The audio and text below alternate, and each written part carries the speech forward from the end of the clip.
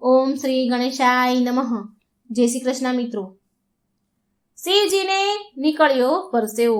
ભગવાન શિવજીને ગરમી લાગી અને ભગવાન શિવની મૂર્તિમાંથી પરસેવો નીકળ્યો. આ સરસ મજાની ભગવાન શિવજીની લીલા છે મિત્રો. પૂરા ધ્યાનથી ને મનથી સાંભળજો. ઓમ નમઃ શિવાય. એક પંડિત રામનારાયણ હતા, જે શિવજીના બહુ મોટા ભક્ત હતા.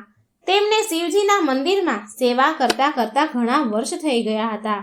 રામનારાયણનો સ્વભાવ હતો કે ઠંડીમાં, શિયાળાના દિવસોમાં મંદિરમાં જે ભગવાનની શિવજીની મૂર્તિ હોય એ શિવજીને ધાબળો ઓઢાડતા, અને ગરમી હોય, જ્યારે ઉનાળો હોય ત્યારે શિવજીની મૂર્તિ સામે દિવસ રાત પંખો ચાલુ રાખે. તો એકવાર ભયંકર ગરમી પડતી હતી, તો પંડિતજીએ નિયમ અનુસાર રાતે પણ ભગવાન શિવ સામે પંખો ચાલુ કરીને ઘરે જતા હતા. એકવાર બન્યું એવું, એકવાર મંદિરનો એક સેવક રામનારાયણ છે, એને કહે છે એક સેવક કે પૂજારીજી રામનારાયણ, હું હંમેશા જોઉં છું કે તમે ઠંડીમાં ભગવાનને ધાબળો ઓઢાડો છો અને ગરમીમાં તેમની માટે દિવસ રાત પંખો ચાલુ રાખો છો. શું ભગવાન શિવજીને પણ આ મોસમનો અસર થતો હશે? આ ગરમીનો અસર થતો હશે? શું એમને પણ પરસેવો આવતો હશે? એમને ગરમી લાગતી હશે શું? પંડિતજી રામનારાયણ બોલ્યા, હા, કેમ નહીં, જરૂર શિવજીને ગરમી થતી હશે અને પરસેવો પણ વળતો હશે, પણ માત્ર એ આપણને દેખાતો નથી. બસ મારા મનના ભાવ તો એવું જ કહે છે કે પંખો ચાલુ રાખો તો શિવજી પ્રભુ ઠંડી હવામાં સૂઈ જાય. બધું જ મનના ભાવ ઉપર આધાર છે, ભાવ ઉપર નિર્ભર કરે છે. સેવક મદન બોલ્યો, સાચી વાત છે, એમ કહીને જય શિવશંકર બોલીને ત્યાંથી ચાલ્યો ગયો. પંડિત રામનારાયણ ભગવાન શિવને ઠંડી ઠંડી લસ્સી, છાશ આ બધા જ ભોગ ધરાવતા હતા, જેથી ભગવાન શિવજીને ગરમી ન લાગે. પણ એક દિવસ થયું એવું કે મંદિરનો પંખો થઈ ગયો ખરાબ, એટલે પંડિતજી થઈ ગયા હેરાન પરેશાન. તેને તેના સેવક મદનને બોલાવ્યો અને કહ્યું કે અરે મદન, આ પંખો રિપેર કરવા વાળાને બોલાવ, આવતો નથી. તે આવ્યો કેમ નહીં? સાંજ પડવા આવી છે. મેં કહ્યું હતું ને તને કે મંદિરનો પંખો ચાલતો નથી, રિપેર કરવા વાળાને બોલાવી લાવ, એ ઠીક કરી જાય. તો મદન સેવક બોલ્યો કે પંડિતજી, આજે તો વીજળીવાળાની દુકાન બંધ છે, હવે તો એ કાલે જ ખુલશે અને કાલે જ પંખો સરખો કરાવી શકીશું. રામનારાયણ કહે છે, અરે કાલે ઠીક થશે, પણ રાતે શું? તો મદન બોલ્યો, પંડિતજી, અહીં ક્યાં મંદિરમાં રાતે કોઈને રોકાવાનું છે? ભલે ને પંખો ખરાબ છે, કંઈ વાંધો નહીં. જો કોઈને મંદિરમાં સુવાનું હોત તો તકલીફ હોત ને, પણ રાતમાં તો કોઈ મંદિરમાં રોકાતું જ નથી, કોઈ સૂતું જ નથી. તો પછી કાલે સરખો પંખો થઈ જશે. અહીં મંદિરમાં ક્યાં કોઈને રોકાવું છે કે જેને ગરમી લાગે? આટલું કહીને મદન સેવક ત્યાંથી ચાલ્યો ગયો, એના કામકાજ કરવા લાગ્યો. પણ પંડિતજી તો થોડા હેરાન પરેશાન હતા, કેમ કે તેમને વારંવાર મનમાં એવું જ લાગી રહ્યું હતું કે ક્યાંક ભગવાન શિવજીને ગરમી ન લાગે. કહેવાય છે ને કે જ્યારે કોઈ ભક્ત એના મનની સાચી ભાવનાથી કામ કરે છે તો ભગવાન પણ એમના વિશ્વાસને બનાવી રાખે છે. અડધી રાત થઈ અને શિવજીને લાગી ગરમી અને તેમને પરસેવો વળવા લાગ્યો. ભગવાન મંદિરમાં જે મૂર્તિ હતી એ શિવજીને ગરમી થવા માંડી. શિવજી મંદિરની મૂર્તિમાંથી સાક્ષાત રૂપમાં પ્રગટ થયા અને સાથે નંદી પણ પ્રગટ થયા. તો નંદી શિવજીને કહે છે કે પ્રભુ, શું પ્રભુ, આટલી રાત થઈ છે, તમે કઈ જાઓ છો? ક્યાં જઈ રહ્યા છો? કોઈ તમને જોઈ લેશે તો દુવિધા થઈ જશે.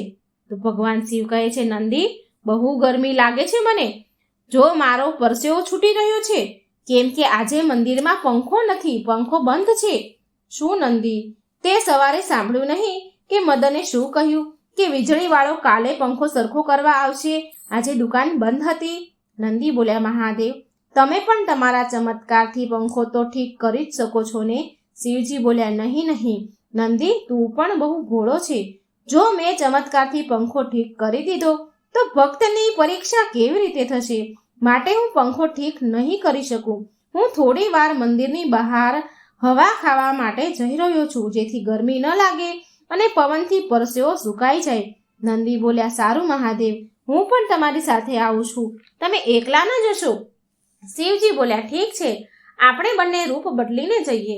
પછી શિવજી સાધુ બની ગયા અને નંદી એમના ચેલા બની ગયા અને પછી બંને મંદિરની બહાર હવામાં આટા ફેરા કરવા લાગ્યા.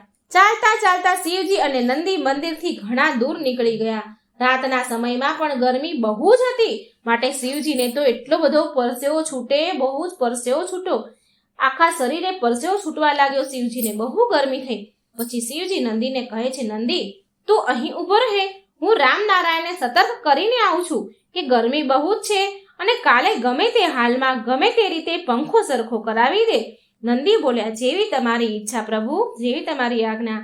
શિવજી રામનારાયણના સપનામાં ગયા અને બોલ્યા કે કાલે યાદ કરીને પંખો સરખો કરાવીને લાવજે.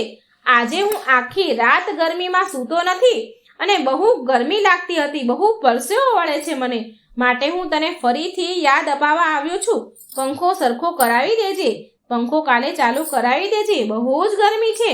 આજે તો મેં જેમ તેમ કરીને રાત કાઢી નાખી છે, પણ કાલની રાત હું પંખા વગર નહીં સૂઈ શકું. આટલું કહીને શિવજી સપનામાંથી અંતર ધ્યાન થઈ ગયા અને પાછા નંદી સાથે મંદિરમાં બિરાજમાન થઈ ગયા. આ બાજુ રામનારાયણ શિવજીની વાત સાંભળીને મનમાં વિચારતો રહ્યો અને વિચારે છે કે મને આવું સપનું કેમ આવ્યું? જરૂર મને શિવજી કઈ સંદેશ આપવા માંગે છે. હું જલ્દી નાહી ધોઈને તૈયાર થઈને મંદિરે જાઉં, પછી મદનને કહીને પંખો રિપેર કરાવું, રિપેર કરવાવાળાને બોલાવી લઈશ. હા હું જલ્દી મંદિરે પહોંચું.